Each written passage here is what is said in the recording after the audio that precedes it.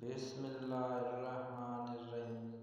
حضرت ابو درداء رضی اللہ عنہ سے مروی ہے کہ نبی کریم صلی اللہ علیہ وسلم نے فرمایا، ہر چیز ایک حقیقت ہے اور بندہ ایمان کی حقیقت تک اس وقت تک نہیں پہنچ سکتا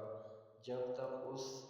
اسے اس بات کا پتہ نہ ہو جو کچھ اسے ملنے والا ہے وہ اس سے ٹلنے کا نہیں، اور جو کچھ اس کو اللہ کی طرف سے نہیں ملنا تھا وہ اس کی صورت حاصل نہیں کر سکتا۔ حضرت عبداللہ بن عمر رضی اللہ عنہ سے مروی ہے کہ اگر تمہیں اللہ کی رحمت کی مقدار معلوم ہو جائے تو تم توکل کر کے بیٹھ جاؤ اور کوئی کام نہ کرو، اور اگر تمہیں اللہ کے غصے کا مقدار معلوم ہو جائے تو تمہیں کوئی چیز نفع نہیں دے۔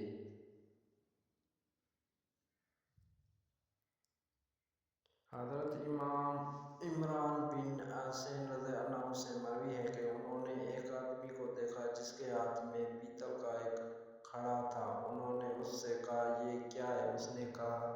کمزوری کی وجہ سے اگر تم مر گئے اور یہ تمہارے ہاتھ میں ہی ہوا تو تمہیں اس کے سپرد کر دیا جائے گا۔ رسول اللہ صلی اللہ علیہ وسلم نے فرمایا،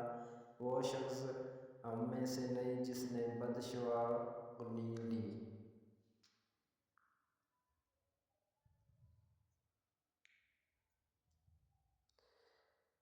یا اس کے لیے بدشگونی لی گئی، یا کہانت کی یا اس کے لیے کہانت کی گئی، یا اس نے جادو کیا یا اس کے لیے جادو کیا گیا۔